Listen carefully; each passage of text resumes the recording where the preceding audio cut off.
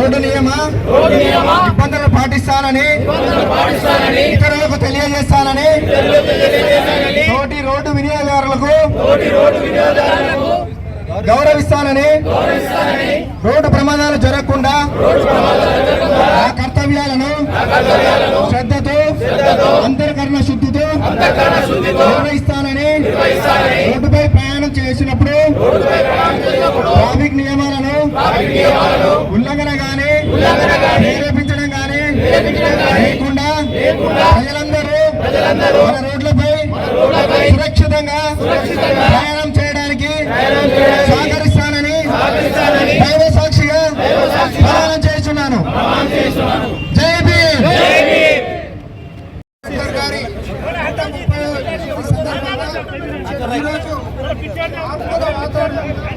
Bharatiya Janata party తరఫున